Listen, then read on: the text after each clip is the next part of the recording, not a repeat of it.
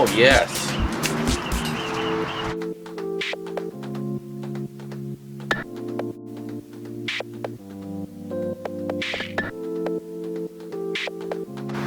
Hi everybody, thanks for joining me today. Today I'm redoing a video that is up right now. I watched my Mesquite pulled pork video the other day and I wasn't happy with it. I've done much better pulled porks off camera for sure, and there was one element in particular that I was really not happy with. So Mesquite pulled pork take 2. So I got my Brinkman once again fired up. We're gonna get the coals in it. We're gonna do the Minion Method, and I'm leaning toward a salt, pepper, garlic, and paprika rub, and that's it. Sugars tend to over caramelize, and the pork by itself has enough sugars to caramelize, because when I wrap, as you'll see, I'll use brown sugar, butter, So, Mesquite smoked pulled pork on the Brinkman, take 2. Let's take a look at this pork roast, or pork shoulder I should say. Alright folks, so here is our pork shoulder, almost 5 pounds, which is a perfect size for that little Brinkman. And again, my rub, as I said, I got equal amounts salt, lesser amounts of pepper, by almost equal amounts of paprika and garlic powder, or you could use granulated garlic is also good too. So that's all I need with my rub. I'm leaning toward that type of rub. It's simple, allows the smoke to be in the background and not be overpowered by so much savory notes, and allows the pork shoulder to shine through. And there she is, all rubbed out. As I mentioned, you could use granulated garlic. I have some, but I need to go through the use first powdered garlic powder. But as I said, just what I'm leaning toward is just salt, pepper, garlic powder or granulated powder, and paprika. That's what I really tend to be gravitating to. So let's take a look at that Brinkman, fire her up, and get this. Actually, I'm gonna put this back in the fridge, let it hang out for a bit until that Brinkman's ready. Alright, let's load up this Brinkman using the Minion Method. As I can see, I have a empty coffee can. I have a couple lava rocks right on top of the air vents at the bottom. Let's load her up.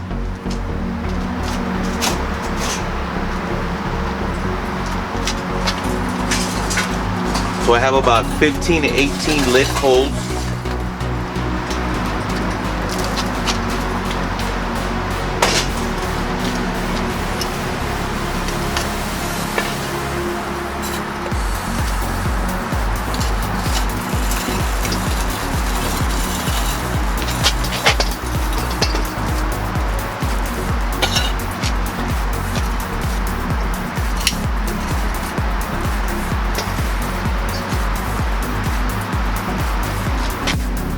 You can take a look at what I have inside. Got the coals, I got the ring of fire. I'm gonna put the water pan with boiling water, and let's get it going. Carefully add in the boiling water.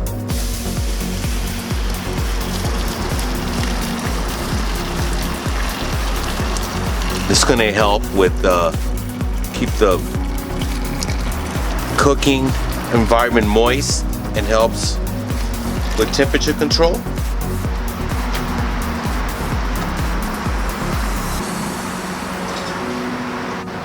Alright, internal temperature of my smoker is 244, as you can see.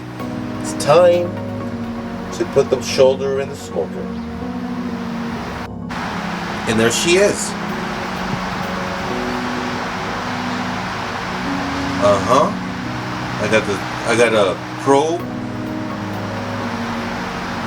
Tell me the ambient temperature of the smoker.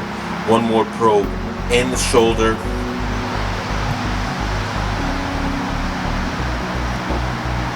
Beautiful.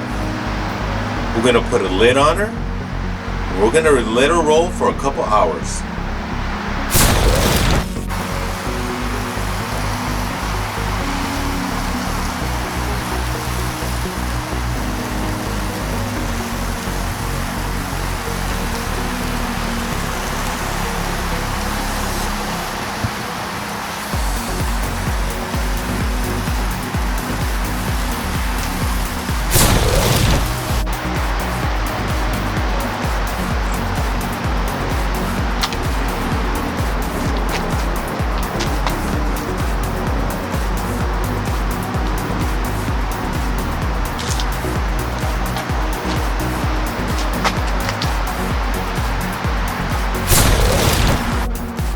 That Brinkman is roaring. Rawr!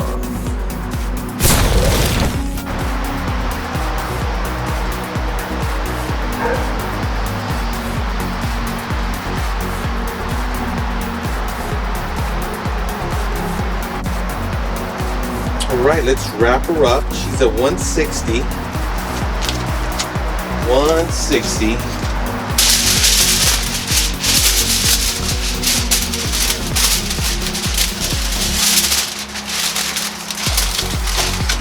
Looking really nice. This Brinkman didn't drop below 290 the whole time.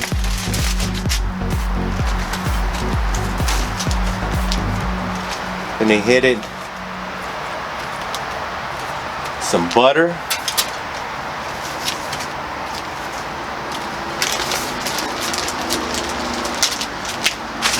Get a nice shot there.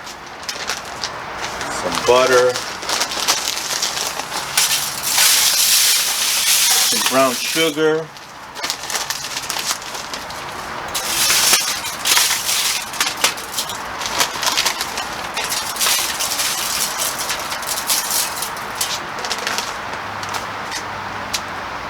try not to get in the shot. Oh, and some apple juice. Just a little apple juice for it to steam. Say.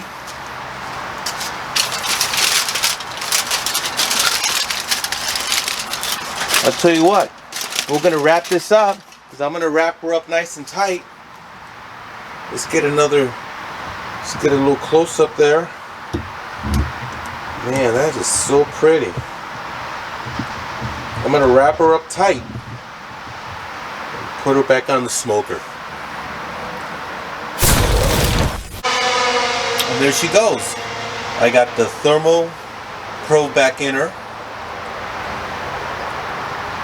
She's reading 166.